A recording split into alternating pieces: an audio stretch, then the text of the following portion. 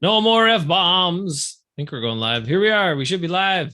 Yes, YouTube says we're live. Welcome into the Friday night show of Hafeman Bros. Faster pace tonight. So you got places to go, people to see. No, maybe not, but we do have sleep to get, and we have other things to talk about. Lots of things on the list tonight, Ben. We did a pre-show meeting. We are as organized as we have ever have been before a show right now. Right, Ben? Really? No, not really, but whatever. It doesn't matter. Hey, we're going to wait till a couple people get in, and then we got to talk about fantasy football here real quick. Our offer, we kind of dropped it in way late last week, and I think we missed some of the people who might actually do it. But we got some people. Just a few more are certainly welcome, so we'll bring that up here a little bit later. We're going to recap some stuff we haven't gotten to talk to because we only do one show a week, so we don't get, everyday stuff. We're not Sideline Scoop. We're not Andy Herman. We're not. Who else are we not? We're not Cheesehead TV. We're not. We're Packers Outright Opinions. Pooh Live with Hafeman Bros. That's what we are. Whoa. Oh, my goodness. Ben, I have a question for you. Okay. So number one, we'll work backwards a little bit. We'll start with some recent news.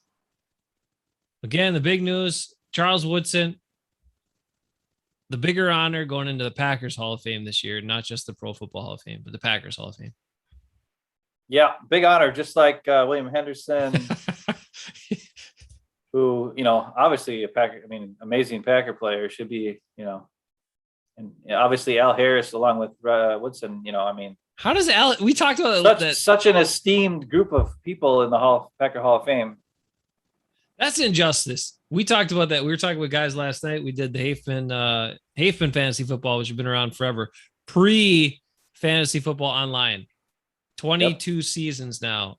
Our first couple seasons tracking points, we're using a newspaper, guys. That's how long we've been doing fantasy football for all you young people out there. But we were talking about that last night, the Packers Hall of Fame. There's not a lot of defensive backs, not a lot of corners in the Packers Hall of Fame. The only ones that in recent memory that you would recognize are Mark Lee, who just got in after a long, long time waiting. And then there was one other dude, I can't remember, who might be notable. Oh, no, I was Mark Murphy. He wasn't even he was a safety. And not the president, the bald Mark Murphy, the good one. Go back in your Packer history if you don't know who the good Mark Murphy is. But there's hardly any corners. And then they put in Charles Woodson, which makes a lot of sense. But then they put in Al Harris when Doug Evans isn't in there. And who's another good corner isn't in there? Well, there's lots of guys better than Al Harris. There's lots of corners the Packers had that I'd put in before Al Harris, are crying out loud. What? Al Harris made one lucky play because Matt Hasselbeck just went back and threw the ball. And he got lucky. And now he's in. I don't get it. Nick pointed out he was on IR to win a Super Bowl. Yeah, he's got a Super Bowl ring, but he didn't help that team win.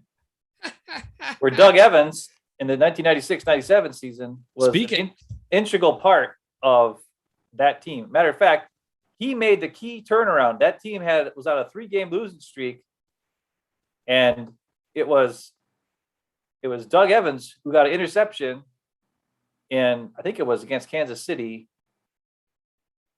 at the time, but it could have been against the Colts. I can't remember exactly, but it was somewhere in the middle of the season where the Packers were losing games. And then Doug Evans had a pick six turnaround.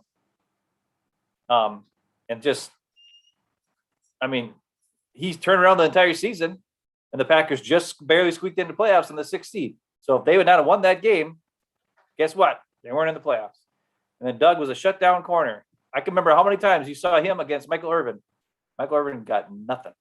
He shut Michael Irvin down against the Cowboys every time the Packers played him. So it's kind of ridiculous. Doug Evans isn't in there, and Al Harris gets in before him. And I'm just like, whatever. But that's fine.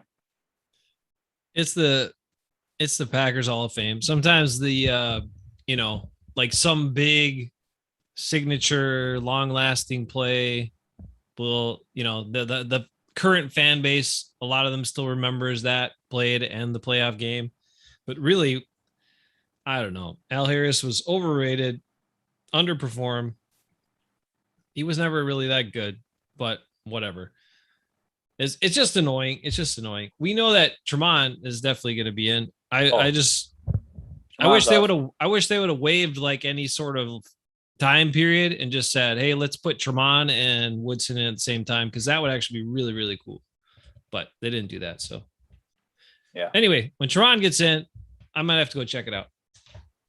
He's that good. God dang it, Tremont was good.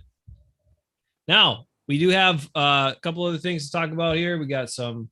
We'll go over the roster because we learned this. Hey, Rick, how you doing? We learned that Nicko doesn't watch any preseason football. We also learned that Nicko gets the majority, if not all, of his Packer information and news from Hafeman Bros, from our show. Boy, he must not know much. Well, we're all he's got. So we're going to probably like go through the whole roster just to kind of give some quick thoughts and refresh and let Nicko know who's actually on the team this year. So then he's got that info. But we'll do that. We'll kind of rip through some stuff tonight. Now, if you guys get some good stuff going on in the chat, we'll pay attention. We'll talk about that, but we got some things to go through. All right. Well, I know high school football started this week. And so there might be a lot of guys who aren't here because of that. That's true. That's true. My daughter is actually in the marching band right now, and I missed her watching her. So to be here. But she told me she didn't quite know. She had a couple songs where she's going to screw up. And I was like, well, I don't want to see you screw up. I'll come see you when you know everything. Is it a little rainy and wet by you or not? Oh, yeah. It's been rainy for like all day long. Well, then let's be honest. The reason you're here is because you didn't want to go on that stuff. Well, something like that. Yeah, come on. All right, let's be real about it. All right, we got to be real about a couple other things later in the show too, and we're going to be brutally honest about a few things that are confusing in terms of Packer team and Packer going for it all this year and the position they're in. But Ben, how about cutting J.K. Scott? Got any thoughts on that? It just proves once again that you're dead wrong about Goody. You keep saying that Goody loves his draft picks, that he never cuts them and never gets rid of his draft picks. All I know is I see him cutting his draft picks left and right and trade his draft picks left and right. So you're wrong. Goody just wants the best team he can get. Once again, you're wrong. I'm right. J.K. Scott, come on. He was the same every single year. He was always the same. He was always remarkably inconsistent. A dude that hit the one punt in 2019 against the Bears in the opening game, that was 78 yards in the air. That was freaking, I know you got scrimmage. It wasn't 78-yard scrimmage because he's so far behind and all that stuff, but it was literally 78 yards in the air. The same guy who did that hit like a 21-yard punt. I mean, I don't know. And you look at everything, the kid's got the leg, he's got the talent. He just never could put it together consistently.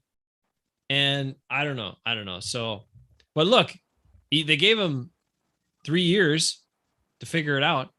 I wouldn't say that's, giving up on your draft pick right away, Ben, or too quick or whatever. I think Goody just faced the inevitable and was like, well, I don't know. But at the end of the day, remember, J.K. Scott only punted 46 times last year.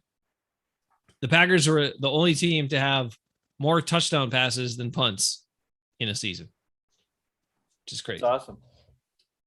That's awesome. I'm just saying, hey, you for years and years, you've been giving Goody crap. And years. He's only been the GM a few years. Come on. It's not like he's been forever. That's years and years. That's multiple years.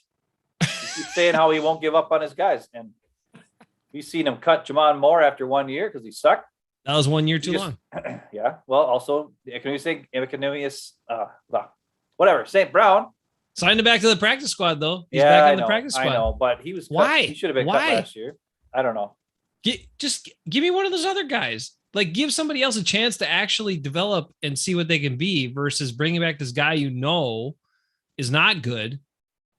Like, why? That one I don't get at all. It just makes sense. But I mean, he cut Kamal Martin after 1 year. He cut, traded Josh Jackson away. And the Yadam guy makes a team. So the guy they got for that makes a team. Which I don't know about that, but I don't know either. He seemed to have guys like he wasn't like within 5-10 yards of guys half the time, and I'm like, that guy's gonna make the team. I mean, Josh Jackson was better than that guy. Sorry, he made the team, and they also again got rid of Kamal or what's his name, Kadar Holman. Sorry, Kadar Holman sent off, then was cut by Houston. The Packers got a pick for him, and then Houston was trying to get him back maybe on practice squad, but then he's on the Saints practice squad. Well, so he got sick of the crap the Packers were doing to him. There you go. Watching Kevin King stink and him not getting on the field. He's like, screw this crap. I'm out of the Green Bay. I'm going to the Saints. I don't understand. I mean, here's the confusing thing about the roster is they'll talk about these guys that are in these stacked position groups, but are the position groups stacked because there's so much talent or because the talent is about all the same once you get past the first couple guys or first guy or two? Yeah. That's the key. So it doesn't mean that the Packers have this overwhelming, wow, incredible competition. Just same thing with the O-line. Like we saw it. We saw how much they've struggled, and we'll talk about O-line a little bit later. Even I know some people hate O-line, but hey, O-line is the biggest question mark on this team right now, besides the whole defense. I guess we don't know what's going to happen with that. But the O-line, like they are all set up with all this money and all these position players, and offense is supposed to dominate and all this. And this offensive line is going to be dramatically different from the offensive line they had last year. It's not nearly as strong. Remember, last year, Lane Taylor started first game. Lucas Patrick was a backup and a good backup at that time. He knew how to play football still then. I don't know what's going on with him now. Hopefully he figures it out. And then you also had, Bach was in there. Jenkins coming in. You still had Lindsley. You still had a couple like Runyon came in and played well. So you had a much deeper offensive line. Well, you thought Wagner was going to be a solidifier, but he was just not good. And then, of course, you got Billy Turner, which we talk about him plenty. But either way, you didn't have a whole bunch of young guys playing with one of the long tenured quarterbacks. And if those guys aren't on the same page, that could equal some pretty ugly stuff at times. So we'll see. Mom is talking about Goody's nuts again. Mom! Oh, the numb ones. Mom always goes for the numb ones. Goody would pick good draft picks in the beginning. He wouldn't have to get rid of them. Yeah, well, okay. Goody's got some. Hey, you know what, Mom? He's got some good ones, and I think he does. He does. He's actually take a look at some of the other teams and how many guys they have in their team that are actually good draft picks. I think he's done pretty good, considering what his predecessor, who left the cupboard completely bare, and other than Aaron Jones, right? That was like the only good guy that he had to work with. Thompson had some pretty lean years there for quite a few in a row. Yeah. It was, I mean, there was a reason he was going to be replaced. Probably the biggest question that you have to ask yourself about Goody, Brian Gutekunst, is how often does he get haircuts and how much time does he spend on his hair, making it look exactly perfect the way he does? Because if a football GM spends as long on his hair as I think that guy spends on his hair, then he's missing some things as a GM, I would think. That's my take. I think you're just worried about hair all the time, and it doesn't matter. Listen, Goody is doing all right. I'm not upset with him. His only problem is his communication, which we talked about a month ago. Saying out, he knows he screwed up. He says, I wish I would have communicated better. And he's learning. It's over. Maybe him and Rodgers will still patch it up, and Rodgers will stick around and get an extension and all this kind of crap and make you happy and make me sad, and I'll have to become a Browns fan or whatever, but that's fine. You're already a Browns fan. Don't lie. I know, I am. You saw what JOK did did you check out his highlight thing? See what he did in the preseason? No, I didn't, but I'm pretty sure it's probably just as awesome as it was his Notre Dame tape that I watched before the draft. So I'm sure he was dominating and running around and making plays and getting picks and causing fumbles and getting hits in the backfield and covering guys in the coverage and doing all kinds of crazy, awesome stuff that the Packers could have had him. Now, I will say, you watch play by play, and a bunch of plays in a row. Okay, yeah, there's sometimes he makes the wrong read or he gets blocked or whatever. But he had a number of plays, especially in his first preseason game, where he got probably the most time, I think, where you saw a guy do what Packer linebackers almost never do, which is read the play, attack the play, tackle the guy right away. It was like, boom, I diagnose, whoosh, go get him, tackle him, put him on the ground. Like he did that on a screen pass. He did that on a blitz. He did that on a flat pass. He did that on a couple of running plays. It was just like, boom, slice through there, go get the ball carrier. Hey, Bernard, and bring him down. And that guy could have been an impact guy in the Packers defense right now. We haven't seen what do we see in Packer linebacker play in the preseason, Ben? Now, hopefully they change it for the regular season. But what was it? It was we didn't see anybody. It was but even the guys like Ty Summers, he looked like he was just standing around. Yeah. Waiting. Oh, wait, I got to cover this half of the field right here. So I'm just going to stand in the middle and do nothing. Like, if that's the kind of linebacker assignments we have and philosophy we have for this defense, it's going to drive me crazy all year. I'm telling you that. Because you know what that equates to? It equates to a lot of third down conversions for the offense. Okay, you're not going to give up the big play. Great. But you're never going to attack and get pressure on the quarterback, and you're going to give up the first down again and again and again and again. So hopefully Joe Barry's just deacon everybody and like, we're going to make them think this is how we're going to play. But when we get to the regular season, we're going to attack and play. That's I hope anyway. Well, we'll see. Are we going to go over the roster here or what? Let's get a couple of other quick mentions for guys we're glad that made it. Malik Taylor, well deserved. Nice work. Well, we can do that as we go over the roster. All right. Well, then I got to pull it up. Give me a second here. Pull it up. I want you to talk to me about Jack Heflin though, because he made it. Yeah. Well, I was going to talk about that when you talk about the roster. Well, then you got to give me a second. Why don't you give me some? Because now we talk about stuff, and then we bring the roster up, and we just look at the stuff we already talked about, and it's like, what are we doing? Thoughts on Jack Heflin? I think he's a cool guy. Out of all the people that after they announced 53-man roster, he's the one player who got a press conference. Good stuff. So there you go. That must mean he's excited, and the team is excited to have him. Awesome. He works hard. He knows what he's doing. Jerry Gray has got an in with Iowa apparently, and that's how they knew to get him up there. And hey, he's doing good stuff. No, I went to the wrong source, so I didn't want to talk about it yet. Here, Bernard.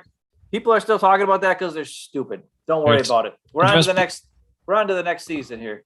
Yeah, worried about just Bernard stuff. Dude, you're super loud all of a sudden. What happened? Oh, I'm sorry. I'll back off. Dang, you're super loud. That was crazy. That's what I do. I'm loud. You're really loud. Like, all right, here we go. Ridiculously loud.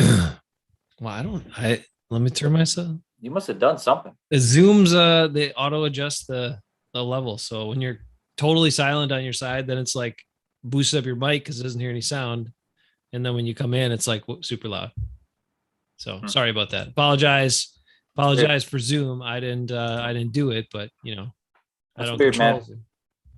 All right. Initial roster. Here you go. Look at this. Happy Billy Turner. Okay.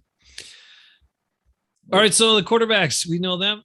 Aaron Rodgers and Jordan Love. Kirk Benkert was released, but then re-signed to the practice squad. That's all good and fine and good. I like Benke. Okay. Benke is the next coming of Don Mikowski, so I think he'll eventually could be a long-term backup, which would be pretty good. Why would you name your kid Kurt if his last name is Benkert? It's easy to remember then. Yeah, but it's weird. It'd be like you want him to call him Ben? Should his first name be Benkert? No, that's dumb too. It should have been something else. It should have been like, I don't know, Jonathan Benkert or something. It's weird. Wait, go back up. Let's talk about Jordan Love. Let's talk about the players as we see them. Let's talk about that last game, Jordan Love. Let's talk about the two dumb passes he had. Oh, no, come on. All right. No, I want to talk about him because all right. Because all I've heard on all the Packers shows is that, well, we'd rather see him do something dumb in the preseason and learn from it. It's a learning, and Matt LaFleur, it's a learning tool and blah, blah, blah, blah, blah. And I'm like, how long has this guy been playing football? How long has he been a quarterback? On day one of playing football, it's, hey, don't throw the ball into a crowd when you got pressure in your face. It leads to bad things. Okay? Yeah, Brett Favre never learned that. We know that because Brett Favre. But I mean, come on. That scares the crap out of me that a guy doesn't know. And then he did it again later in the game. Almost the same freaking thing. Well, the thing that showed, right? Because they talked about, oh, look, he had a good completion percentage and he moved the team and they moved the ball and blah, blah, blah. And they scored no points. But yes, but what it also showed you was, yeah, if things were blocked up well and there wasn't pressure on him, then he made some pretty good plays, right? But when they brought pressure on him, he panicked and just like slung the ball up in the air. Yeah, well, don't do that. I understand, but if that's your instinct as a player, then he's not good. Right? That could be a problem. If he's going to just start chucking up balls like a ding dong, then I don't care how good he is when the pressure's good. It's dumb. I already went through this for 16 years with Bart Favre. So if we're going to go to Bart Favre Jr., I don't want that crap. Well, he needs to get this crap out of his system because it's dumb. You could always hope that Don Mikowski Jr. ends up taking the job instead, but. Well, no, I don't want that either. But I'm just saying, like, come on. I thought a lot of the throws Love made where he looked good in the preseason were pretty easy throws. Also, guys were quite open most of the time. You know, like clearly open. I was impressed with Benkert, to be honest with you, to say I was impressed with his timing. Like he was letting the ball go before guys were out of breaks. He was accurate. He made some plays on the run. I was pretty impressed with him. I was more impressed with him than Love in the preseason, but that's me, not the Packers. So, you know, whatever. Well, I mean, I knew he looked good from when I watched the tape when they had him come in and, you know, like audition for the team or whatever, or tryouts, this tryouts tape. And you didn't know he went to Virginia, and they showed like Jake Don. No, I had no idea, but I just watched his arm and I watched his throw and I was like, dang. And then when you watch the games, he's good. I mean, we showed a play last week from the second game where the protection, 3 guys blocked nobody, and there's a guy in his face within a second, 10 yards in the backfield. He outran to outside and threw a strike to Malik Taylor on the sideline for a first down. It was a great freaking play. So, and then what does Jordan Love do when he gets a guy doesn't get blocked and pressure in his face? He just chucks it up for a freaking interception to Micah Hyde. Micah Hyde is on the other team. Can't do that. Micah Hyde. You have to know who your opponent is. Micah Hyde is super smart and a great football player. You throw some wounded duck crap up there, he's going to jump up and grab it. No problem. Duh. So Love's got to freaking show me a hell of a lot more than what he did this season for me to like, because I'm starting to be like, maybe we need to freaking keep Rodgers. I don't even want that. But if he's going to play like Bart Favre, I don't want it. I don't want Bart Favre Jr. Okay, so we can move on. All right, let's go back and do some more copyright violation here. And it's not really though. This is for educational purposes. This is educational for Nicko, so that's what it is. All right, the running backs. We kind of knew, of course, Aaron Jones, AJ Dillon, Kylan Hill. I told you when he was drafted, I really was excited about him. Everybody was pumped about him all camp. They were all talking about how much better Dexter Williams was this year, and he was significantly better than he had been in the first few years. But Kylan Hill was just good, and so the Packers stuck with him. Patrick Taylor, you know, was kind of a good guy too, but he's a big back like Dillon, and Hill can do more stuff. He's more versatile. So they went with those 3 guys, and I think that all makes sense. I don't have any issues with that. No, keep moving. Yeah. We saw a tiny bit of AJ Dillon. We saw a little bit of Aaron Jones. Well, AJ Dillon ran hard. Right. When he was in there, right. Even when there was no blocking. So that's good right. news. We talked about that too. The game against the Bills, he wasn't getting as much going because like they weren't even, it was bad. There was no holes. Yeah. I think Taylor's on the practice squad, I believe, signed back. Yeah. Let's see. So we knew the top 5 wide receivers who they were going to be. Yep. And then, although, you know, actually I was not very impressed with Amari Rodgers for me, but he was a high draft pick, so you knew they're going to keep him. Malik Taylor earned his spot. He should be higher on the depth chart than Rodgers, and probably Randall Cobb, to be honest with you. But I like Taylor a lot, and he did it, and they talked about it. The Gutekunst said it, LaFleur said it. He earned his way. He just kept playing, kept showing, kept doing good things, and they were going to keep him. So thankfully, finally, St. Brown was released, but of course, no one wanted him. So now he's back in the practice squad. So is Juwan Winfrey. Reggie Begelton, the Reggie Begelton experience is now done. He's released and not on the practice squad. Well, the thing, people are going to think I'm crazy, but if the Packers ever get in a 4-minute situation where they have the lead and they need to run the ball, I would love to see a lineup at wide receiver that has 3 wide receivers and 1 tight end being Mercedes Lewis. Okay. And your 3 wide receivers are Lazard, MVS, and Malik Taylor. Because those 3 guys run block, and they run block great. They hold their guys. Well, they might be holding them, yeah. But they also keep their blocks. They sustain the blocks all the way through to the second level, and it opens up huge running options for running backs. As long as the offensive line can do some sort of a job. But I was really impressed with Malik Taylor's ability to his route running, his run blocking, and then his ability on special teams. I think he's, I don't think it's any different than what he was like last year. Like, we all saw the same stuff last year. They just never played him. He was good. When he got a chance to get in during parts of the year on the field, he was good. Yeah. I remember that 4th down and 2 and Rodgers went to him. There was a play designed for Malik Taylor. Boom, 4th down, got to catch a 5-yard pass, and they got the first down.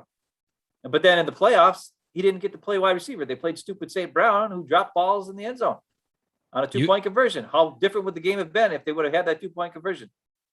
Yep. And you made the point.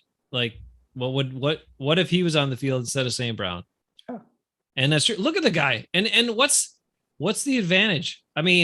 St. Brown's older. You've seen more. That was only his first year. He's only 2 years of experience. He's 6'1", 220.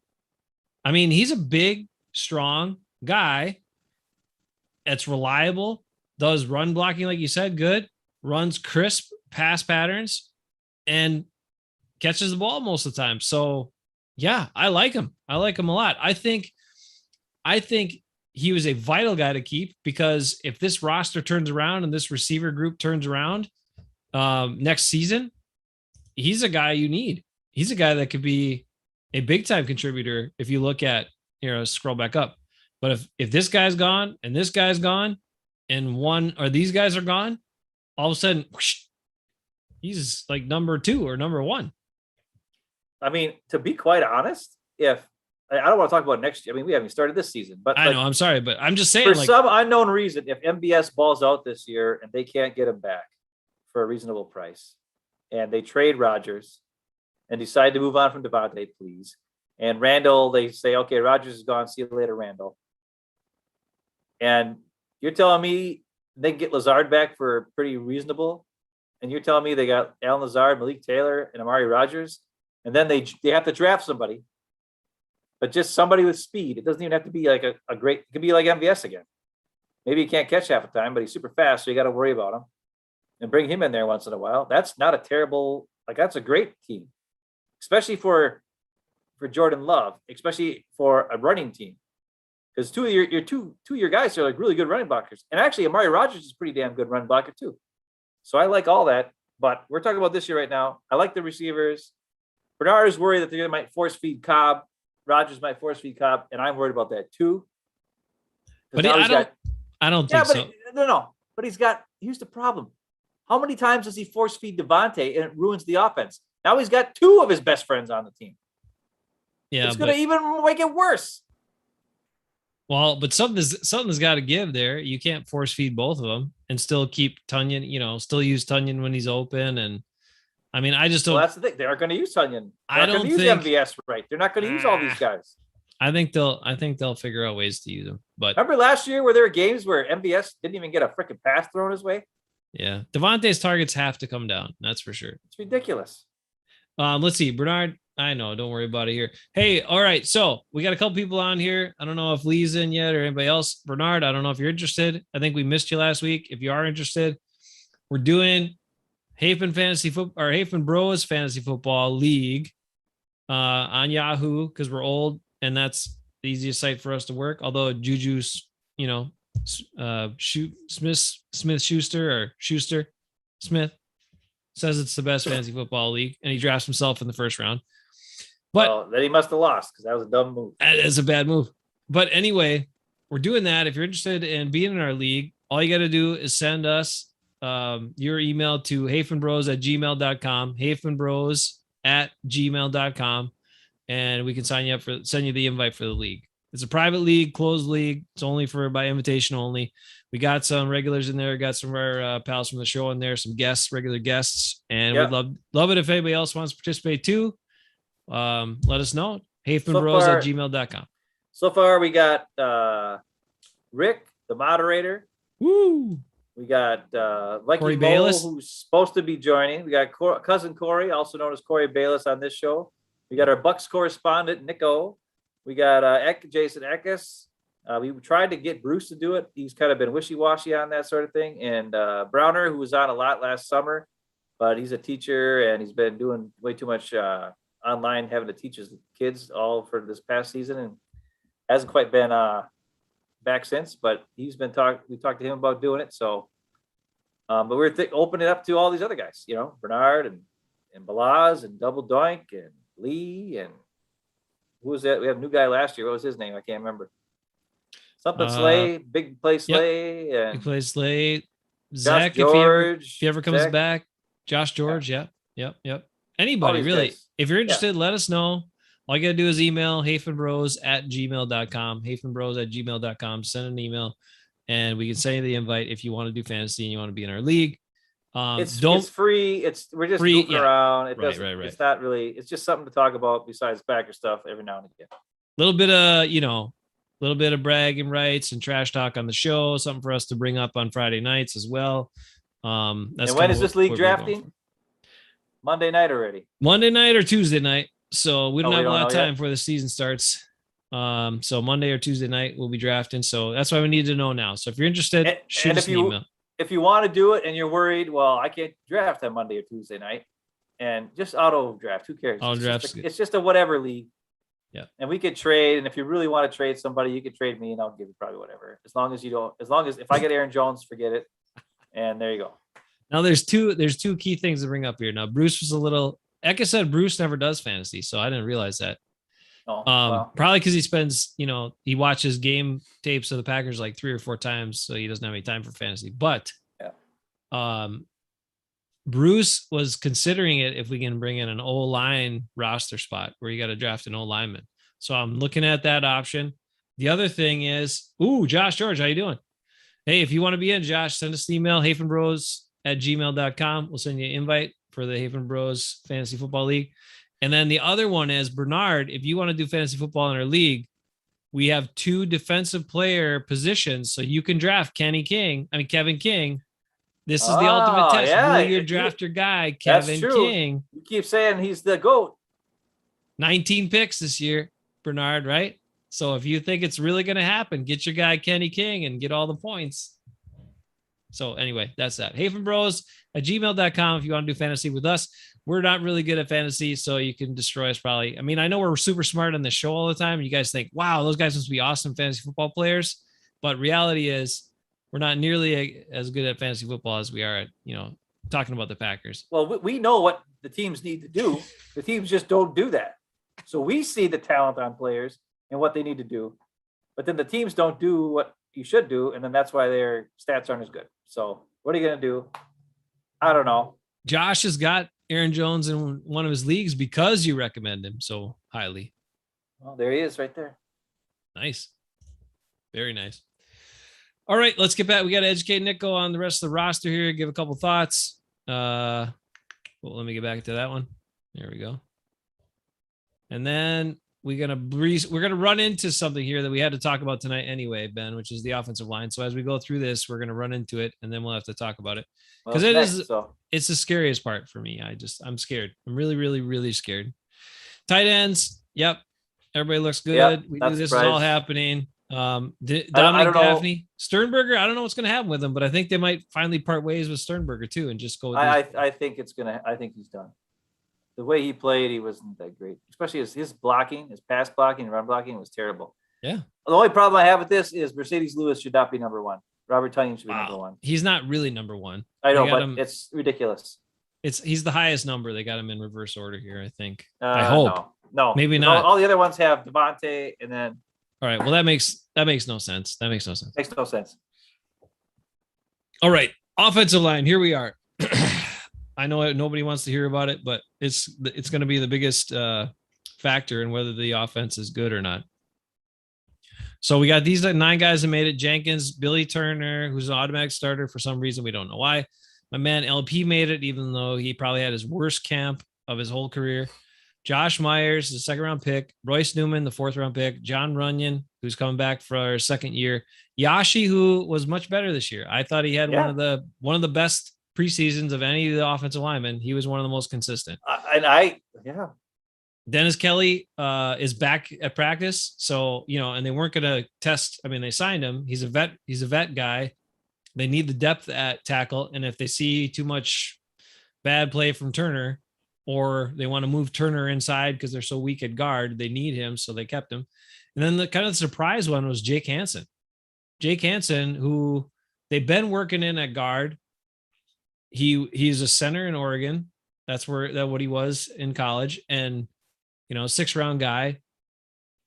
So that was kind of surprising to me because I had a whole different scenario in my head about what they might do in week 1 until Bakhtiari gets back, maybe even. Bakhtiari is on the PUP list, so that means no Bakhtiari for at least the first 6 weeks. Guys that were released but reclaimed on the practice squad, Ben Braden, who they raved about all training camp, and actually did okay at tackle at times. And then Cole Van Lanen, who had a rough camp, but is a young kid, and they brought him back too because they want to try to develop him. Plus, he's a hometown dude, which is good. Kronk and Copper are gone, and they're not back. So here's the questions about the O-line that I have and why I'm kind of concerned. Okay. Billy Turner, we already know for some reason gets the automatic start. I don't know why, but he's a starter no matter what. And I don't know why, because his play doesn't match starting quality, but that's what we get. Billy Turner is going to be a starter. Bernard, king for MVP. Prove it. Okay, let's see it. Put your finger clicks where your mouth is, but not your money again, because there's no money. There's no money for our league. But the thing with these guys is I'm kind of wondering, Ben, is Josh Myers getting the same treatment? Josh Myers, to me, was really not good in any of the preseason games. He played a lot and played very inconsistently and not good. Apparently, he's had some issues at practice. But because he's the 2nd-round pick, he's automatically your starter at center. Is that what we're going with? In a season that's all or, going for it all, last dance kind of season, that's what we're going to get? Josh Myers, you're just plugged in as the starter no matter what? Well, I'm hoping that they really spent some time with him this week because he had issues with the crowd noise, and the Bill Stadium wasn't even full. So how many times where you watch Jordan Love is like, let's go. He's like, call him for the snap. And Josh is not, Myers is not snapping the ball. And yes, I know Corey Linsley was a veteran of years and years and years, but when you're the center, I know you have a lot of things on your plate. But one of the things I know for sure that Corey Linsley used to do was watch the play clock. And sometimes he would snap it with 1 second left, even if Rodgers hadn't called for it yet, because he knew that it had to be out of there, right? And that's one thing where if he should have been, he needs to develop some awareness. And I think, the coaching needs to be there and be like, dude, I know you're worried about a lot of stuff and a lot of things are going on, but you've got to keep one eye on that play clock at all times. So you know what's going on, especially if you can't hear. Like if there's a silent counts thing that has to happen and the quarterback's in shotgun, that's what you have to go by. You have to at least go by that, by the play clock. But also his play, you're right, was not good. I mean, we talked at length before the draft of who we wanted. I wanted Landon Dickerson. You wanted whatever his name was, Quinn Miners or whatever. You're muted again. So, and they didn't draft either of them. They went with this guy in the 2nd round when they could have had. I don't know. I think Landon Dickerson was gone by that point. They could have got him in the first round, though. Yeah, but they should have traded back out of the first round and then moved up a couple, traded back with your number one to get another second and then a higher third. And then they could have gotten actually Dickerson and Miners and Amari Rogers. And that would have been a killer thing. And obviously, according to Bernard, they never needed Eric Stokes because they got Kevin King. So, it was a dumb draft pick there. But to say all the least, none of that happened. We got this guy. He's got some issues. He's missing some stuff. He is a rookie, I know. But like you said, what I would hope is if he is not solid enough to do the job, let's get Lukey Patrick in there at center because he at least is a solid veteran. That's what I was thinking. His technique's all over the place right now, but he's going to have his eyes on the ball, know what's going on, keep his head in the game, and he probably knows all those positions, knows what's going on. The other thing, and I said this earlier, I don't know why is it just made up that we have to put Jenkins at left tackle? Because like you said, Josh Nijman looked pretty dang, not so bad. Just give him a little help. Against starting defensive linemen all through the preseason. And yes, he had that really bad one where he got Jordan Love hurt. Yes. And he got schooled in that play. Yes, he did. But in other games, he was pretty solid. And he's got athleticism. He's got all the potential in the world. They've been hanging on him. This is like his third year that they've hung on to him. And he never plays. And by putting him out there, that solidifies Jenkins at left guard again, right? Then you can put Lukey Patrick at center. And then because the biggest problem is pressure up the middle. Okay. If Rodgers got pressure up the middle, it's over.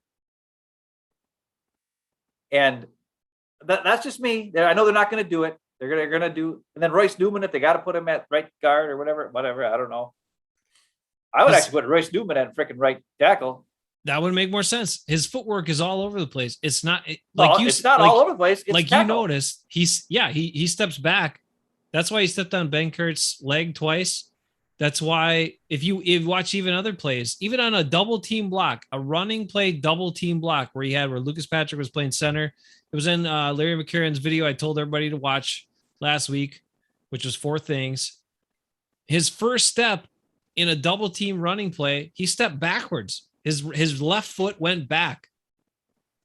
His left foot went back right away. That was his initial move on a running play as an offensive lineman. If you're going inside zone, your first step should be forward. If you're going outside zone, your first step might be at an angle going to whatever side that the outside zone is supposed to go to, right? Because the whole line kind of flows. But that's not what you should be doing. I'm not saying these guys are going to be bad offensive linemen. I'm not saying that Josh Myers isn't going to be good. I'm saying this is a Super Bowl season, supposed to be a Super Bowl go for it season. Potentially the last season, you have a bunch of these players under contract, and next year, who knows how it's all going to work out. You cannot start the season with an offensive line this inexperienced, these many question marks, guys that don't know what's going on. And that's why it popped into my head like a week ago where I was like, maybe they'll put Patrick at center, but I wanted to see if he was going to make the team first. That was my first question. I'm like, is he even going to make the team? Now that he's on the team, I think that's the smartest move because number one, usually on pass protection, centers don't have to block guys one-on-one. Usually they're helping out or getting help from a guard. Okay. So even if his technique is messed up, fine. And a lot of times in running plays, they're helping or they're involved in a double team where they can get control and then they scrape off or the guard scrapes off, but they have help. And Lucas Patrick will know all the checks from Rodgers. Lucas Patrick will know everything he's supposed to do. He's played center before. I think that's your best bet is LP at center to start the season. Fill in the guards. I'd like to see Runyon actually at right guard. He struggled at left guard. I'd like to see Runyon at right guard. I'd like to see Jenkins at left guard where he should be. Somebody at tackle. If Kelly's ready to go, put Kelly over there. I don't care. Or Yash and just help him out, and then adjust your game plan accordingly. Who else? There's a certain player who got cut by the Texans. And I know he's been hurt the last couple of years, and I think he got cut with an injury designation. But, if later on in the season we got issues on the inside of the offensive line, even when Bakhtiari comes back. If this is a Super Bowl window, I would love to see them sign back Lane Taylor if he's healthy, because he can really make a difference. We know he's a very good player, and he looked amazing at the start of that Vikings game in the first game of the year last year, and then he got hurt, which opened the door for Lukey Patrick to come in and play great for the rest of the year for the most part at right guard. But I mean, because think about that, our offensive line last year was almost amazing if it wasn't for Billy Turner at right tackle. But that opening day offensive line was like Bakhtiari, Jenkins, Lindsley, Lane Taylor, and we had Lukey Patrick in there. I forgot. Because we had Bakhtiari, Lukey Patrick, Lindsley, Lane Taylor, and Jenkins at right tackle because Billy Turner was hurt. We had an awesome offensive line. That's right. I forgot how great that offensive line was. Billy Turner didn't play the first couple games. Yep. He was hurt. Yeah. And then Aaron Jones ran for 250-some yards in game 2 because guess what? Billy Turner wasn't in there to screw it up. But whatever. We'll see what happens. We'll find out this week what they're going to do. They're not talking about anything. They are giving away anything, right? They're just mum's the word on who's playing where and when and who and what. All we know is Bakhtiari's not playing. And any one of the combination of guys that they keep moving around, hopefully they decided by now and they can work on this for a week or so. Really get these guys together and know what's going on, because the Saints have a pretty dang good defense and a very good defensive line, and they will take advantage of any mismatches that they have against our weak rookies and or guys who've lost their technique. Tackles are a lot easier to plug and play as young guys. Centers and guards are more difficult because they have more adjustments to make and they have to work together more. Tackles, it's usually pretty straightforward. You're blocking the guy in front of you, whatever. Pass protection, maybe you're getting a chip, but a lot of times you're on your own, so you know that. But those three guys inside, to plug them in, two potential rookies starting next to each other, I don't know, it spells a lot of issues. The big difference, like Ben just pointed out, was last year's offensive line had a ton of experience too. Those guys were all experienced guys and all experienced with Aaron Rodgers at quarterback. So when he wants to change stuff or do stuff or whatever, they all knew what the heck was going on. Anyway, we'll stop on offensive line, but that's kind of what we're hoping for, and we'll see what happens. That's all we ever talk about. I don't know why. Rodgers. We got to be the most boring Packers show ever. Sorry. We talk about offensive line. Dude, I don't know. Anyway, I'm hoping they figure out the best option. They always talk about that. Lee says he'll shoot us an email tomorrow. Awesome. We'll welcome you in, Lee. That'll be good. You'll probably win the league because you're probably smarter than anybody in it. Bernard wonders if Rodgers gonna force the ball to Cobby, and I don't know. We talked about that a little bit. Hopefully not. I don't know. We'll see how the ball gets distributed. It's going to be interesting with all these guys because they can't all have big years. They just can't. You can't have MVS have a breakout year. You can't have Lazard be super productive. Devontae, it's not going to happen. And then Randall Cobb be much of a factor. Rodgers had 48 touchdown passes last year. And, MVS didn't, what did he have? 6 or something, right? And and Lazard had 4 or whatever. I mean, come on. It's just right. The only good news is hopefully you won't have Jamal Williams anymore, obviously, to ruin play, not ruin plays, but be a guy who we know is not going to do anything with the ball once he gets it. At least this year we've got MVS and Lazard and even AJ Dillon out of the backfield is pretty good catching, and of course Aaron Jones, and you got Tunyon. Our only weakness is probably going to be Mercedes. Once in a while, they'll throw him a pass because Rodgers loves him so much, and you're like, why? And though he did have a great play against the Saints last year, maybe he can repeat that. But okay. Yep. All right, we're moving on to the defensive line or what? Bernard says Rodgers has to get the ball out too, and that's true. But we'll see how it all goes. I mean, they gotta figure it all out and do what's best and adjust accordingly to their time and their line. All right, defense. Look, let's be honest, this is probably the best defensive line group the Packers have had in a number of years. This is the strongest defensive line I think the Packers have had in a while. At least recent memory for me, 3, 4, 5 years. And it's not because of Dean Lowry, but it's because Jack Heflin. It's because Lancaster's still there, because Kiki's back for another year. And you got Kenny Clark, who's an established guy. And TJ Slayton looked like he could do some things. So I'm pretty excited about this defensive line.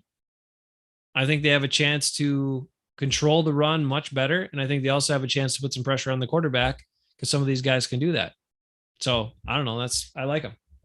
I think it's very interesting that they kept this many guys this year, 6 defensive linemen. Yeah, I think it's showing us that perhaps Joe Barry is going to use more 3 defensive lineman sets, which could be great because it will definitely help against stopping the run, which is what a big issue that we had last year. And I know, if he plays that zone, whatever, and off coverage in the secondary, it's going to be bad against the pass and that sort of thing. But if you can take away the run completely and force teams to pass on third down and so forth, I mean, you make them one-dimensional. And by having 6 guys, you're talking rotation, which they haven't had before. And we all know Kenny Clark gets hurt every freaking year.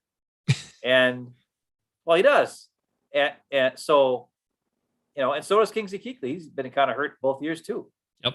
So to have more guys to be able to come in and rotate, and instead of having Kenny Clark play 80% of the snaps, maybe now he's playing 60% of the snaps. But whenever he's in there, he's going 100%.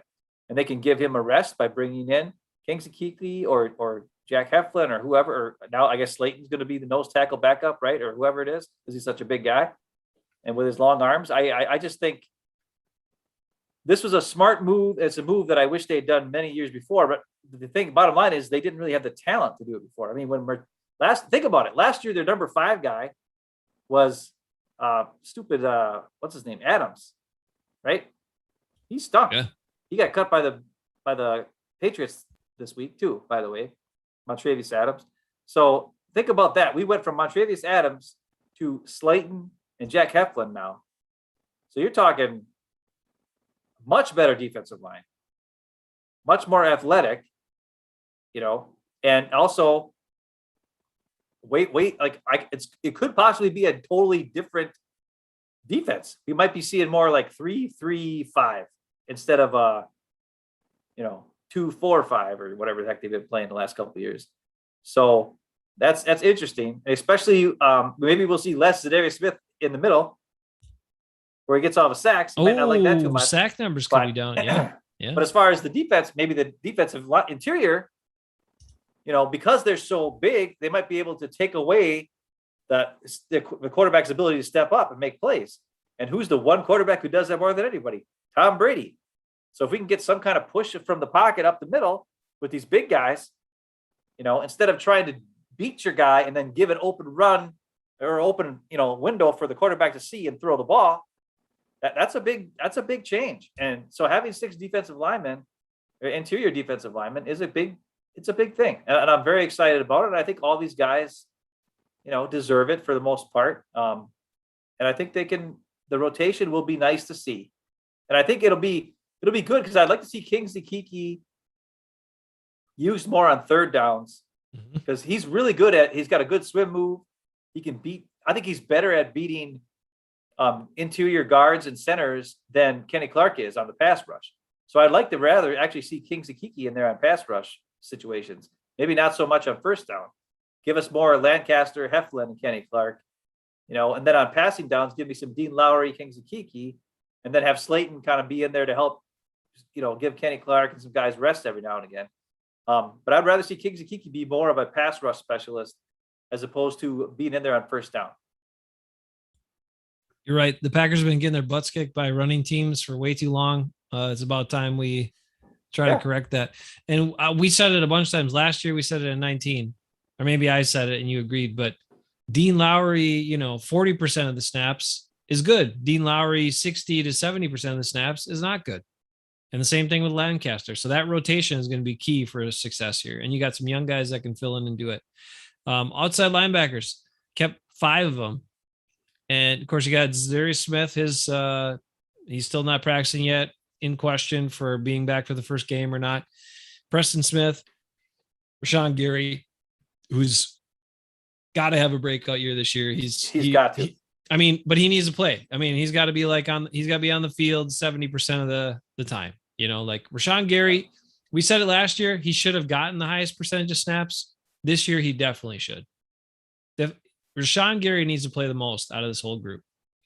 And then Garvin is getting better. I liked his preseason. I think he showed some good pass rush. Made sense there, and Chauncey Rivers makes the team. So congrats to him. Galliai is back in the practice squad, signed back. Yeah. The other thing I heard about Galliai is, and this relates to special teams, is that he's been practicing long snapping and he's pretty good at it.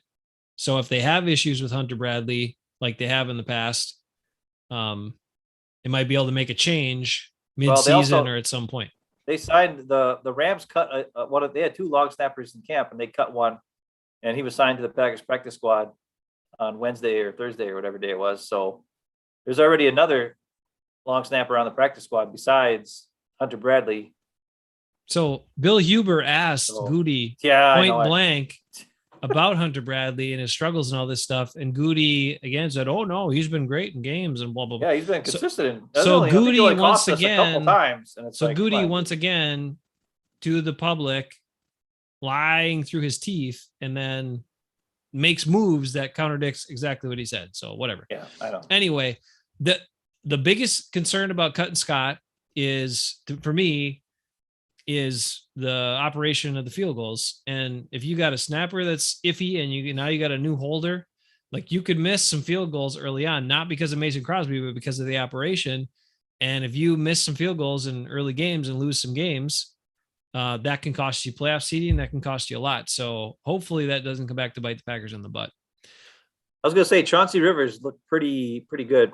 Yeah. I like his look. I don't know how the Ravens cut him at the 80 cut down mark, and then we snatched him. And all I've heard is that Ravens don't have very good pass rush. So I'm like, okay, so the Ravens don't have very good pass rush this year, and they cut Chauncey Rivers, and we grabbed him, and he looks pretty good on us. I mean, it's weird, but I'm thinking he could be a pretty good pass rush specialist if they need him. And he's got to be a teamer as well. Yeah. So I didn't think Garvin was that good on special teams, to be honest, from what I saw. So I like having another guy that can play special teams there. Then inside linebacker, they kept 5, Devondre Campbell, Chris Barnes, of course, could be the starters. Oren Burks is back on the team again. I mean, he flashed in that one game and then he looked kind of like Oren Burks, but he's back on the team. Ty Summers, who did not look the way he has for the last couple of years, but he's on the team. And then Isaiah McDuffie, who came on the last couple games, and he even though he's undersized and a little bit slow, he showed good recognition and flow and a way to kind of attack, and he's a pretty good tackler. So he showed enough to make the team. He's a rookie, late round pick, and he's in there at linebacker. So I mean, I would say it's a stronger inside linebacker group than they've had in a couple of years, but that also doesn't say a heck of a lot because they haven't had a lot there for years and years. Well, I mean, compared to last year, the 2 guys that are gone, you're talking Kirksey, an oft-injured, aging, slowing player who just couldn't get to the right spot to make a play half the time, right? And Kamal Martin, who was fast and would try to get someplace, but half the time it was the wrong place, right? So we got upgrades at inside linebacker as well. So I just think our inside linebacker group looks pretty decent. It's not what I wanted, obviously, because I wanted, Jeremiah Usko-Ramoa, but we didn't get him. So we got to go with what we got. So if McDuffie can play, Ty Summers needs to play when his head's in the right spot, but it hasn't been this preseason. And Chris Barnes slimmed down a little bit. Maybe he picks up a little bit more speed. And a second year on the team and with the experience of being a professional might help him, turn into something special. We don't know. But I think it's not terrible. And I think there are a bunch of guys who can be good when they're behind that defensive line. And now that we got 6 defensive linemen, our linebackers might be free because they might play a 3-down lineman instead and not be doing this 1-gap crap, doing 2-gap, which allows your linebackers to be free to make plays. And that could be interesting. It'd be nice to see for once. Hey, Big Play Slay showed up. How you doing, Big Play Slay? Since you just showed up, we'll let you know too that we have created a Hafeman Bros Fantasy Football League. If you're interested, just for fun, no money, just trash talk and bragging rights here on the show on Friday nights. If you're interested, you got to send us an email at hafemanbros@gmail.com. If you want to join the league, it's by invite only. So hafemanbros@gmail.com. It's up in the chat too, if you need to look at that. So if you're interested, shoot us an email. Hope to pick up a few guys and then fill up the league and we'll have some fun. We'll talk about it on Friday night shows too. We're going through the roster here primarily because draft for that will be Monday or Tuesday. Yeah, Monday or Tuesday night. And if you can't do it, like can't be there for the draft, you can still be in the league. Just do auto pick. It's fine. Who cares? We're just goofing around. It's not that big a deal. Make some wheeling, dealing trades, offer some trades, do some crazy stuff. It's not for money. It's just for goofing around for Hafeman Bros and Hafeman Bros guys and listeners and guys we've had on the Hafeman Bros channel before. So it's, just something like that. One other incentive point I forgot. All right. Big Play Say says he's in too many leagues. That's totally cool. We get it. Zero's here. Zero. If you want to be in, just send us a email, hafemanbros@gmail.com. There will be a sweet trophy for the winner. There will be a sweet trophy for the winner. Are they going to get it though? Or are we just going to show it to them? Well, I'm not sure yet. I think we're just going to show it to them. I may already have said trophy, or maybe I'll come up with something even better. Is it a Ursan Ilyasova bobblehead trophy by chance? It's a strong possibility. That might be the initial thought, but we'll see. All right. We're doing we're going through the Packers roster because Nicko never looks at anything preseason and he gets all of his Packer information from us. So we're going through the roster so Nicko knows who's on the Packers team this year. So if you're just joining the show, that's what we're doing. All right. We just got through inside linebackers. The big thing about this, the big key is I'm hoping Ty Summers was just kind of digesting the terminology of the new defense yet. And that's why he looked slow, that they weren't actually telling him to stand around and don't do anything. And I hope he gets back to being himself like for the regular season here. So, all right, cornerbacks, CBs. Of course, Jair, Kevin King made it again. Whatever. First round pick, Eric Stokes, who's fast, but can't change direction. We got Chandon Sullivan. We got Shamar Jean-Charles. And we got Isaac Yadam. So those are the corners that make the Packers team. 6 of them. I mean, Jair's good. Chandon Sullivan's pretty good. Kevin King, Eric Stokes, we don't really know how they're going to be. Jean-Charles, excuse me. He's an interesting player, but he doesn't have much speed, but apparently he's got, the technique and other things to go along with it. He's a good ball skills. And I don't know. I didn't really love, like Ben said, I didn't love what I saw from Yadam either. The surprises in here where Ento was cut. That was kind of surprising, I guess, but the Packers made the call at 6 and that was it. And these were the guys they went with. Got any thoughts on these guys, Ben? Obviously a big key to how good the corner play is the pass rush going to be good. That helps the corners out a lot. Well, I mean, the thing to me, like a lot of people were like, wow, KB Ento. KB Ento's got great ball skills. He's a former receiver, right? I mean, he had an interception in the first game, and he seems to he's fast. His tackling was not the greatest, but I mean, he's switching from receiver to corner. What do you expect? Also, there were a couple times where his coverage, he wasn't exactly on the guy. I mean, he's got guys wide open. So I think he still needs a little work on technique and tackling.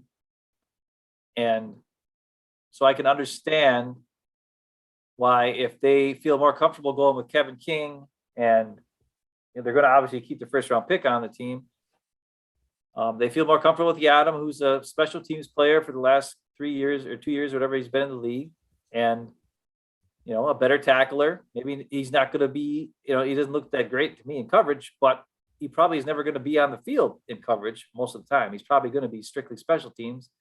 So in that case, who you would rather have, Yadam or KB Ento playing special teams? I'm thinking it's Yadam. So I understand that move, and it's good that they got Ento back on the practice squad, and hopefully by next year he will be like a Sam Shields type guy. He'll come in, be super fast, be able to make plays and stick with guys. But it's a different the defense is a little different than what Sam Shields played. Sam Shields played on a team where they played a lot more man, and he had to play man defense. And this defense looks like it's going to be another one of those zone read, his sit back and then try to read the quarterback and make a play or whatever. So I don't know. I understand the keeps on the corners for that reason. And I think Jean Charles was a draft pick, and Goody does like his draft picks. And it can't hurt. He can come in and play dime slot on the other side with him and Chan Sullivan on the, or whatever they decide to do if they ever get 4 receivers in the game. He's a pretty good slot guy, right? So there you go. So not a big surprise. I'm good for it.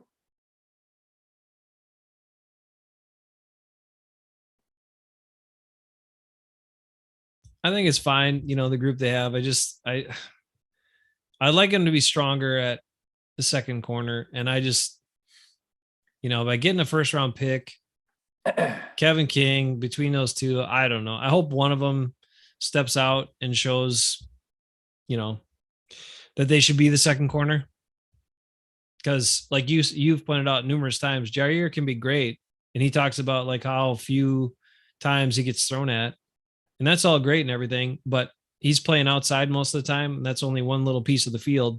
And you got 2/3 of the field you can throw the ball and just avoid him. So, yeah. Well, Jair has some negative parts about his game. When you watch him whenever the ball is run to his side, he's not always wanting to get in there and make a tackle. Yep. That does happen. So, when you watch the Vikings game from last year in Lambeau, there's a big 20, 25-yard Dalvin Cook run. Jair decided not to get his nose in there and make the play, and he ran 20-some yards for a touchdown, even though Jair was there and unblocked. So it's not like he's, a perfect corner. He's no Charles Woodson. Charles Woodson would, as we talked about him earlier today, he would have got in there and tried to bring down the running back. But he is very good at a lot of other stuff, and that's great. But like you said too, and I said earlier, it's like you can only take away one side of the field, and if your other side stinks, you're just going to keep going over there. And if you can't cover in the slot, if Chan Sullivan's having an off night, you're just going to keep going there. And that's what happened in the NFC Championship game. So it's the same secondary we had last year. Our only hope is that the pass rush gets there sooner, or they blitz a little more, because whenever the Packers would blitz last season, it's good things happen, But yeah. That's all we can ask for. You could keep bring those safety blitzes a little more often too, because those usually when they did safety blitz, it was effective. Do you really like if you got Savage back there? I'm good with it. Let Amos go, or let him play more up on the line and do some different things, and then surprise him and switch it up. Bring Savage once in a while. That's effective too. So Savage appeared to be a pretty effective blitzer. He's not that physical or big of a safety, but he's fast and he avoids, he gets around the running back trying to pick him up, and then he can cause some problems. So, all right, let's jump in and wrap it up here. So Nicko knows who else is on the team. One more little spurt. Give me a second. All right, here we go. Nicko, your final Packers on the roster. So safeties, the Adrian Amos and Savage. Those guys are getting better. I think they're pretty darn good in terms of safeties across the league. They're pretty good. In terms of safeties for the Packers in recent history of safeties for the Packers, they're very good. If if you're going to use that as a comparable tool, because we had some really terrible safeties for a very long time. Henry Black, I like what he showed. Vernon Scott's got some skills. Those guys make the team. This was an interesting one. Upoff doesn't make the team. Innis Gaines doesn't make the team, and Upoff not signed back to the practice squad either. We don't know the full reasons behind all that. Like maybe he didn't want to come back. Maybe he wanted to test the market and see if he could catch on a regular roster. But, Upoff could have been a really good special teams guy too, with his size and speed. So I don't know. I liked kind of all 6 of these safeties that they had with 80 to go. So you knew some of them were going to be let go. Yeah, it's it's odd to me because last year, I mean, you still have the options of bringing guys up from the practice squad like every week, right? So that's something that can happen. So Ennis Gaines could come back and do some special team stuff. People talked about his tackling, maybe he wasn't the greatest. I mean, that Jake Fromm run was pretty weak. They looked pretty pathetic on that one. He just like let him. Yeah. He's kind of dodged him and got out of the way. Yeah, and that's not what we want to see at safety. So I think the guys that made it, we know Henry Black. We saw him make plays last year when he came in off the practice squad and they activated him, and then he would come in the game and he's hitting guys and he's making plays. And we know Scott is able to make plays. He doesn't have the speed, but he's got the size, and he's able to be pretty good around the line of scrimmage. And he's not actually too bad in the red zone either. He's good at like taking away passing lanes. And as long as they use him that way, that might not be too bad. Like, to be honest, I think Savage is not the best in red zone.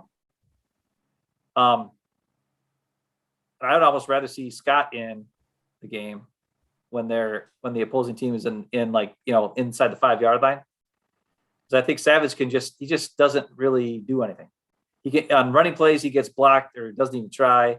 And on pass plays, he doesn't get in passing lanes or make things happen that way either. Where we watch Scott can do that, and we know Amos can do it. So I think there's options there to work with those other guys, and they're very good special teams players. So we just need our special teams to come together because they stink the last couple of years, but it's been a long time. We changed. A lot of the guys are the same. That's the thing. It's like, I just don't know. I mean, that's kind of the interesting part about the bottom of the roster, right?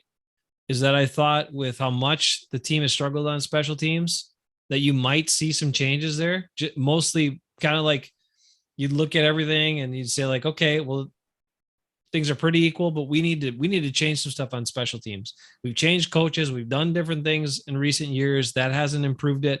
So let's try shaking it up with different players. And in a lot of these positions, they really didn't give you a whole lot of different players. It was like some of the same guys. So I don't know. It's going to be McDuffie and Yadam. And that's the other thing. There's right. 53 guys on the roster, but only 48 guys make the active roster.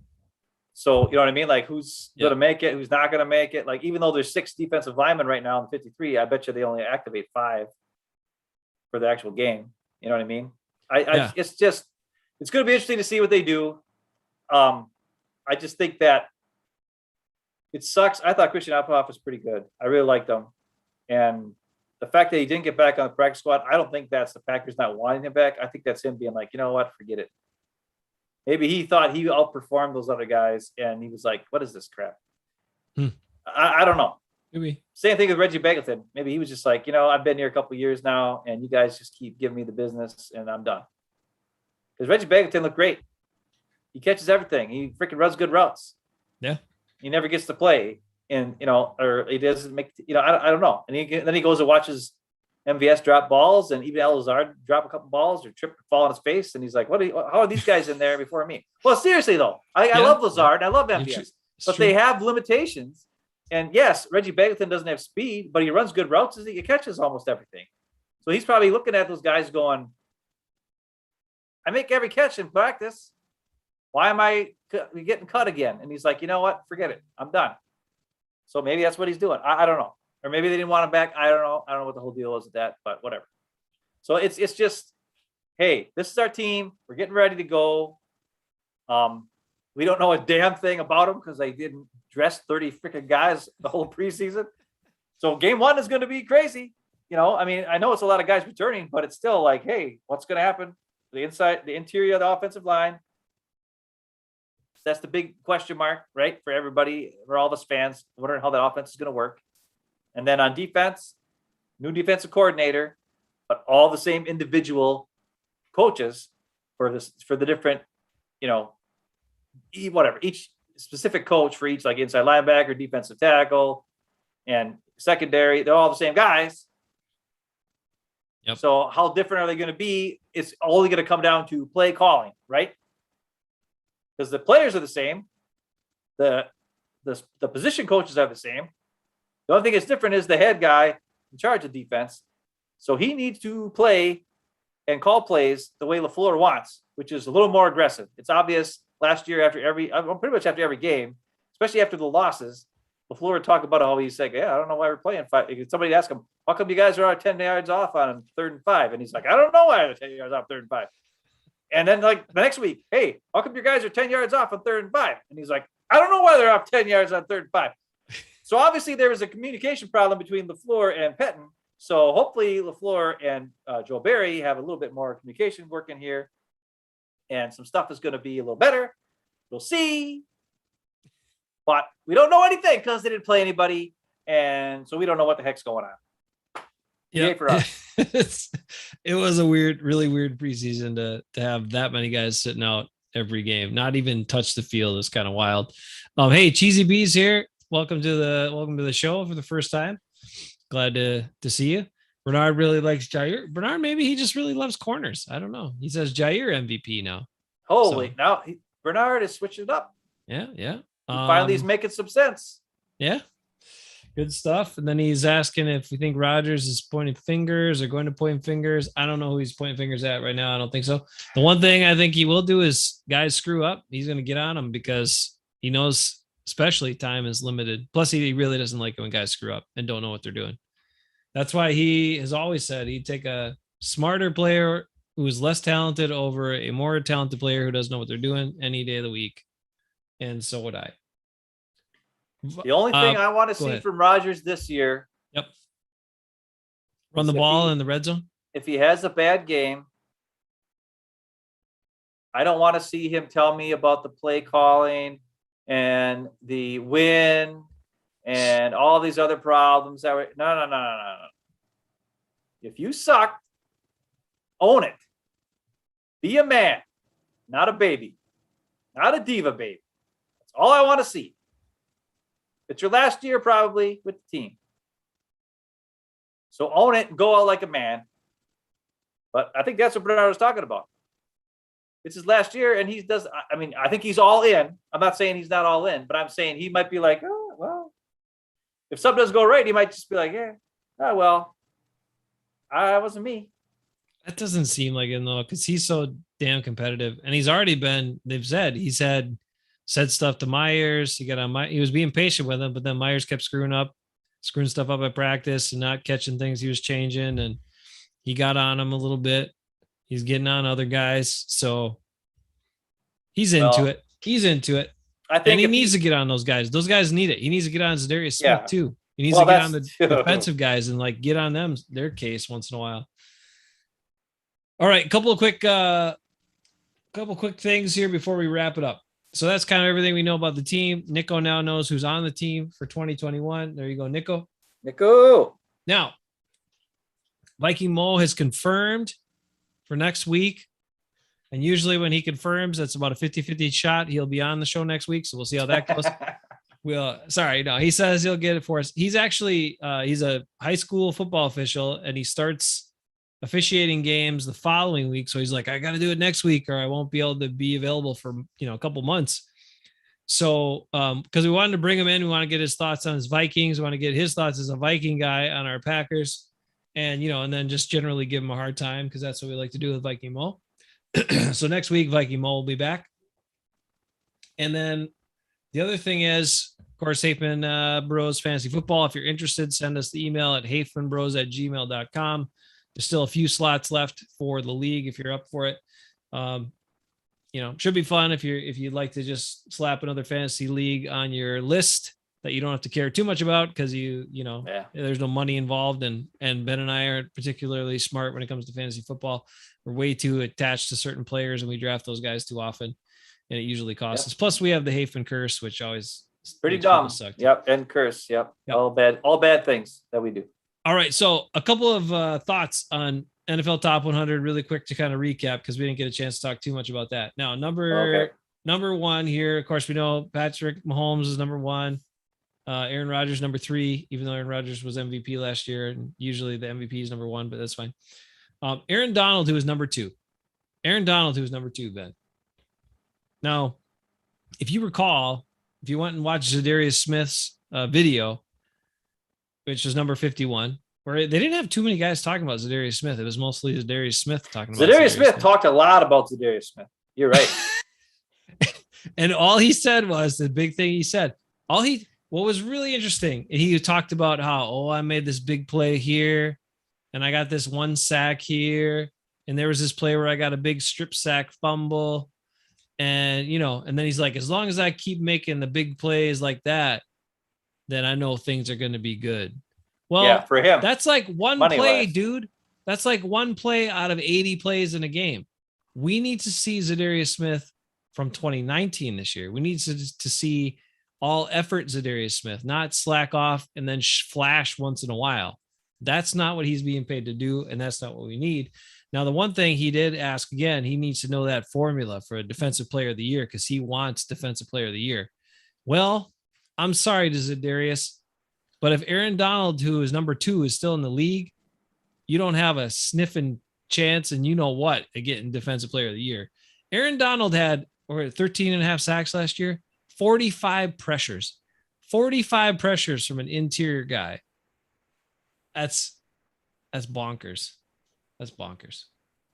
All right. Tay Adams was number 6, highest wide receiver on the list, but he was lower than Travis Kelce, who was number 5. Aaron Jones, number 30, Packer. During the Aaron Jones video, Jonathan Taylor was on there and he made an interesting comment, Ben, that he talked to Aaron Jones. And what did he say to him? You can paraphrase. Do you remember? He asked him, he's like, how do you make these guys miss? And it looks like you're not even doing anything. Yet these guys missed you by a bunch. How does that keep happening? You're not even barely doing any juke moves. And Aaron Jones couldn't tell him why. But I know why. Because I've been talking about it for 3 years. Aaron Jones cuts off his inside leg. No other running back in the NFL cuts off his inside leg like Aaron Jones does. And because of that, he never breaks down. He never slows down. He's always moving forward. And because of that speed, defenders are not ready for that. They're coming at an angle like this. He's here. Normally, a guy would do like a juke move, right? And they push off on their outside leg to cut. If they're going the other way, right? Then they push off on the outside leg to cut to the inside. Aaron Jones runs, plants his inside leg, and just turns his body and keeps going. Makes perfect sense to me. Now, it could lead to ankle injury or possibly even like a knee injury, which could be bad because I think that could probably happen if like his leg gets caught in there, stuck in there or something. But it hasn't happened yet to him, which is great. But that's why a guy with 4.59 speed or whatever he had at the combine looks so fast, especially in the first like 20 yards of a play. Like when he gets to the second level and you watch those plays where he gets all these big plays, the reason why the defense has such problems with him is they don't expect him to be coming at him that fast and be able to cut that fast and keep that continuous speed going. Some players do spin moves. Some players do jukes. Some players like Alvin Kamara and like Le'Veon Bell used to be, they kind of are like patient guys and they kind of wait for stuff to develop and then have a good quick speed burst, but they don't cut the same. They do that same cut, like, outside leg cut to the inside. Aaron Jones cuts on his inside leg. And that's why I've said it, he's like a Weeble wobbles, right? He just kind of goes perfect motion. And that's how he does it. That's why Aaron Jones is the number 1 running back in the NFL. He's also the number 2 running back in the NFL, and the number 3, and the 4, and 5, and 6, and 7, and 8, and 9. And then AJ Dillon's number 10. You're right. No one else does that. No one else does it like him. It's crazy. And the other part is that I think the reason why you like it the most is because it's a more efficient way of running. Yeah. Because he doesn't slow down, break down like that thing where you break down and juke guys. He just keeps flowing, keeps the flow going by cutting off the wrong leg. Like when you watch, like there's like wrestling or not wrestling. What am I talking about? Racing. There'll be like racing, like formula racing, or not even that. But like when they go to like these big countries or the countries and they're like twists and turns and stuff. When you watch the cars that race, they always take the inside turn. You know what I mean? Like they don't stay in the same lane. Like if the curve is going like this, they take whatever the shortest path is. So they don't lose speed because when you turn, obviously the bigger turn you have, the more you lose speed. And that's what Aaron Jones does. He takes the shortest path to wherever he needs to go, cuts just barely, but enough to make defenders miss him because they're not expecting it, because nobody else does that. They're expecting to be broken down, and that's not what he does. So, and the other thing is he doesn't need to go to offensive line either, because he's so good back there. His offensive line hasn't been that great running in the last couple of years. And a guy that he's not that big, he runs with such a good lean and so good at breaking tackles and a lot of power. It's impressive. Watch it. If you haven't watched his video from, that NFL Top 100, you should, because they have a lot of the field sound and you can hear how much physicality there is in the tackles and all that. And he's every single one of those. He's busting through tackles. He's blowing guys forward. He doesn't get knocked back. He almost never gets knocked backward. It's amazing, especially for a guy his size. Well, his inertia never stops. Right. He's always moving forward. The other thing that happens with Aaron Jones, which is bullcrap, is he gets a lot of face masks on him that they don't call. And the reason why is because the defenders are not expecting him to be past it. Like they expect him to break down and they over pursue. And by that point, they have to reach and grab. And that's why he gets so many face mask calls against him, face masks against him that sometimes they're not called, is because guys over pursue on him because they're not expecting him to cut like that. So I'm hoping that teams still don't figure this out and nobody figures it out, because I've been talking about it for 3 years, how great it is. And obviously we don't have that many people that watch us. So great. That's good, because then nobody watches and knows what the hell to do to stop Aaron Jones. Because really, I wouldn't know what to do either. I mean, what are you going to do? You can't run right at him because he'll just move a little bit. And then you're out of because you can't. The only thing you can do is to kind of just wait and kind of stick with him or catch him from behind. Right? Like that run he had against Carolina last year on 3rd and 1, where he chin got him because he's super fast. He sneaked through, and then it looked like he was open field, but that's where his 4.5 speed is not a 4.4 speed, and that's he's a little slower. He's people are saying like everyone's like, how did a guy in the 5th round be so good? Well, it's because he's not the fastest guy in the world.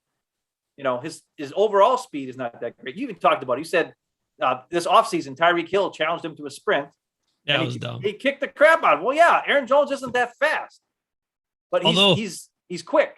Although, interestingly enough, that was the big things that Zadarius Smith talked about.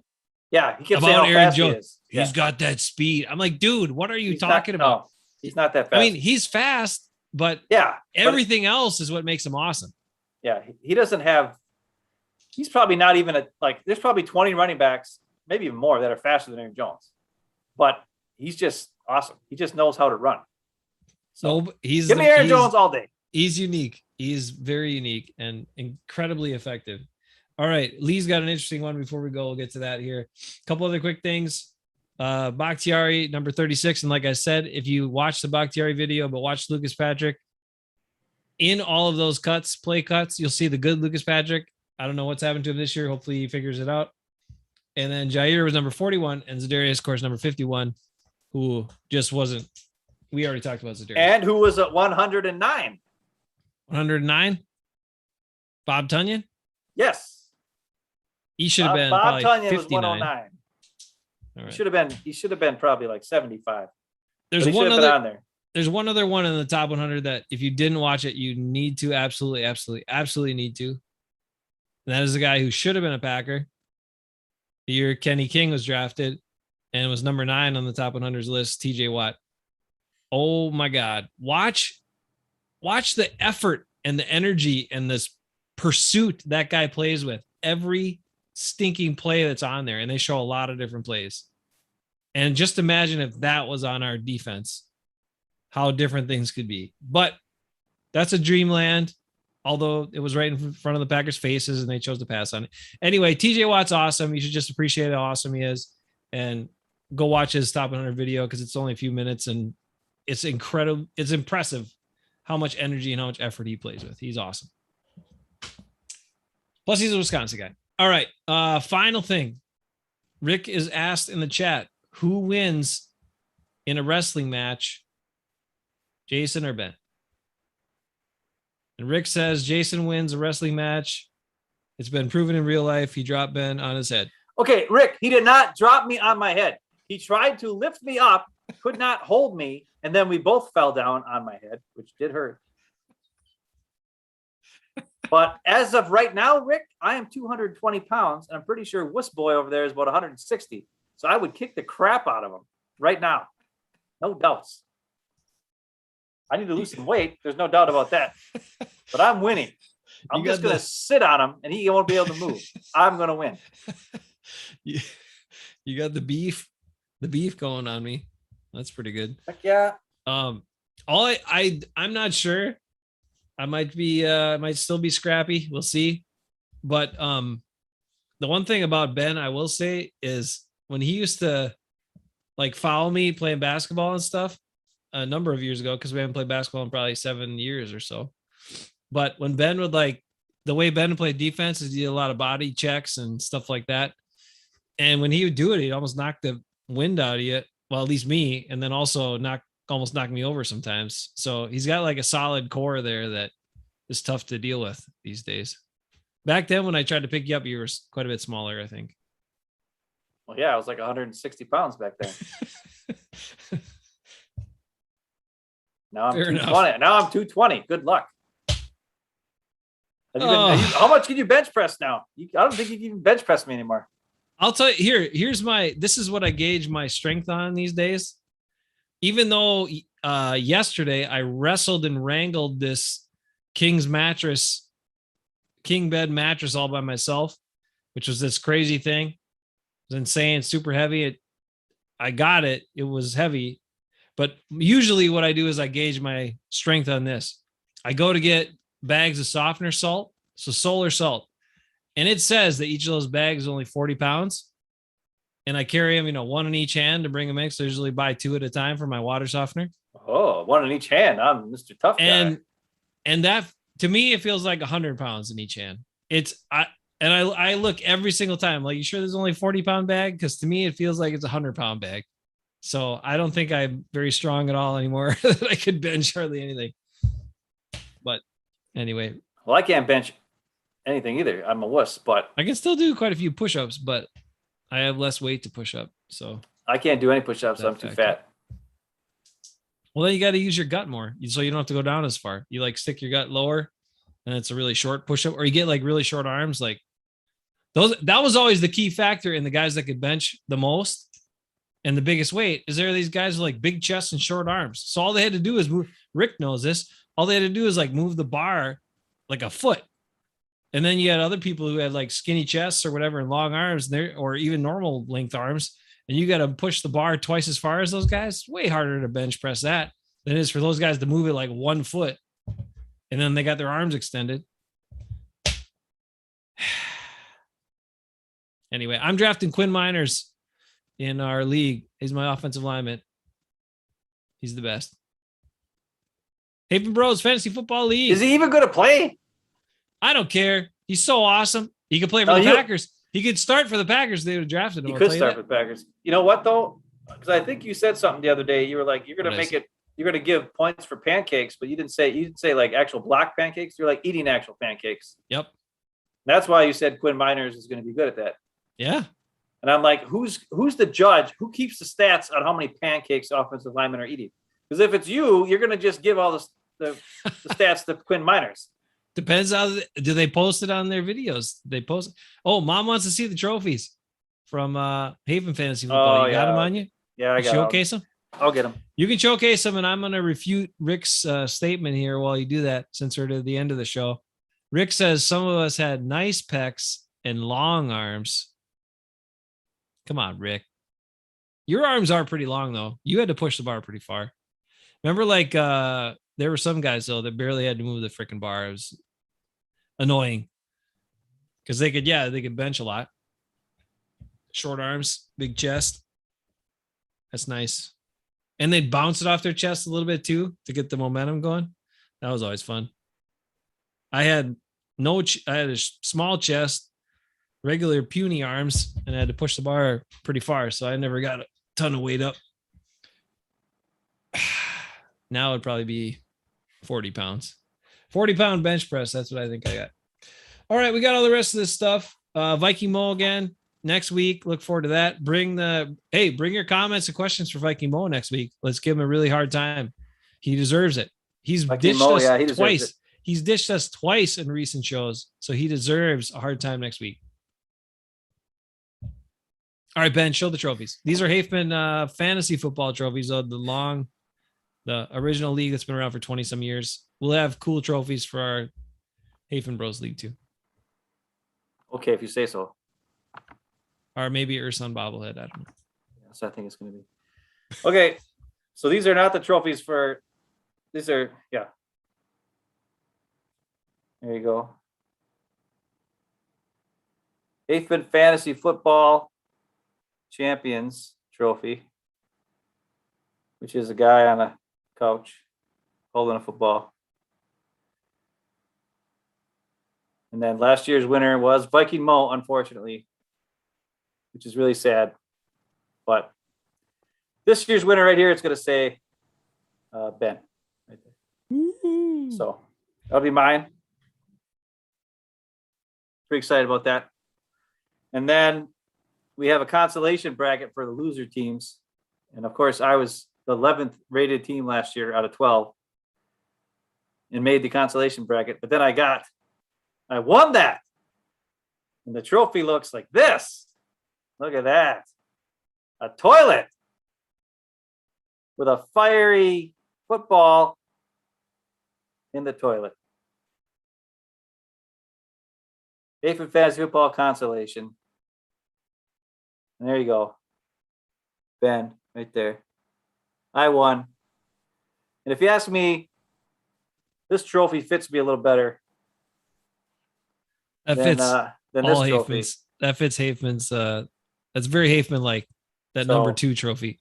But yeah, these are new things. We've been doing our league for 22 years. I started it back a long time ago. Quick story on that. Check in the newspaper, and also everything was on paper. And then Yep. you pulled the And- ultimate move in 1999. Go That's ahead. right. This was the ultimate move. The first year. This is why Jason had to take over commissioner after the first couple of years. Because I'm not trustworthy. The first year we had an odd number of teams. So I was like, well, I'll just have another team. So I drafted 2 teams. One of the teams I drafted a bunch of veterans. The other one I drafted a bunch of rookies, for the most part, or young players. And then after the first couple of weeks, I traded all my good players from one team to the other team, make that team epically awesome. And then I destroyed everybody. And then everybody's like, this is bullcrap. And I'm like, oh, I'm the commissioner. I can do whatever I want. And I won. And then the next year I didn't do that. I still won. But everybody's like, you cheated. And I'm like, no, I didn't. Look it up. Look up the stats. And then Jason took it over and he's like, this is a bunch of crap. We got to do this online. We can't count on you doing stats. You're cheap. You're cheating. It's a bunch of crap. Just like he always says that Eric cheated with his cheating codes on NBA Live 95.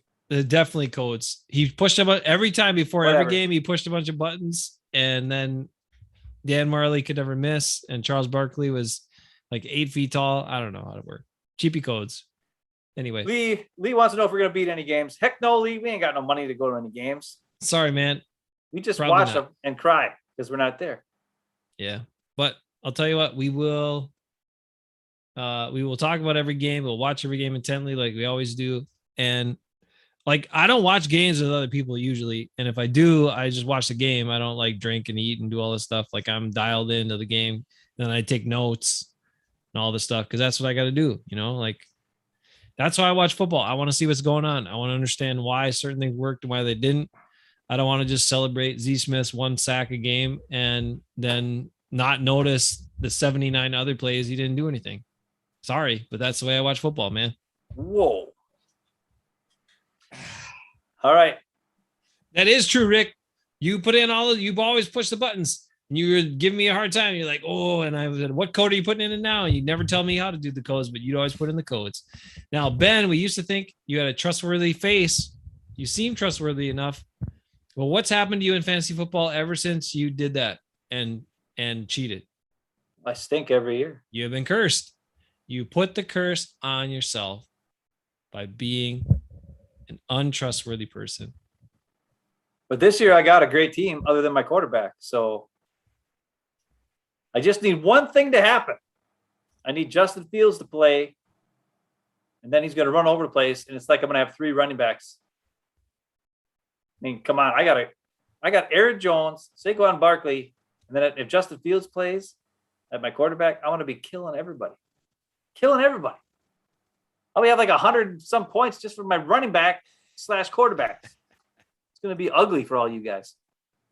We'll see. You got to get your quarterback yet. Let's see. A couple of quick questions. Josh asked, can you enjoy the game when you're analyzing everything? Usually, yes. As long as the Packers are doing well, I can still enjoy it.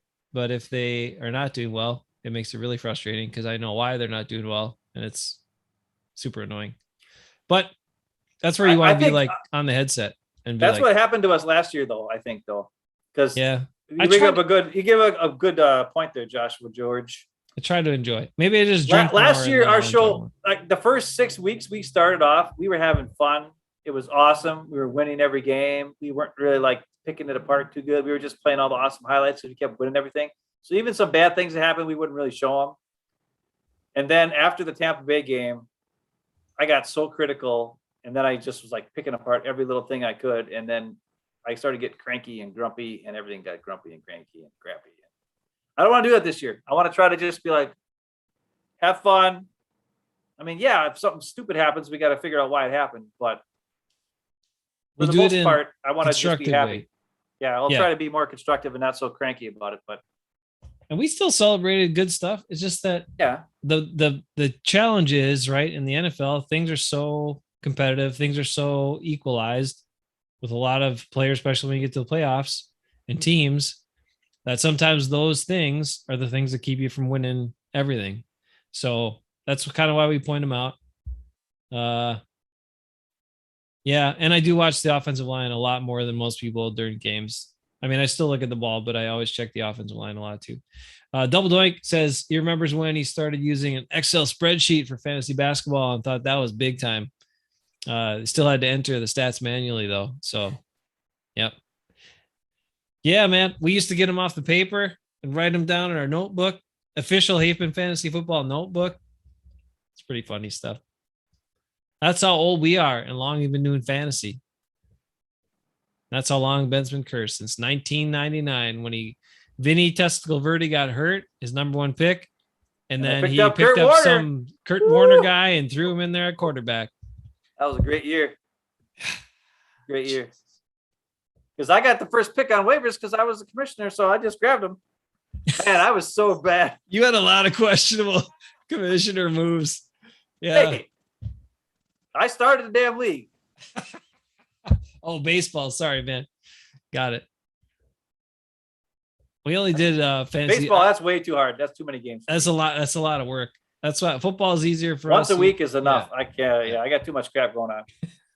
All right, I gotta go to bed. I gotta work 5 a.m. Oh, all right. Well, thanks guys for hanging out. Have a good night, good weekend. Enjoy your Labor Day weekend and all this stuff. And we will, if you reach out, hafenbros@gmail.com, and you want to be in the league, we'll send you everything. We're gonna do a live on Facebook draft, right?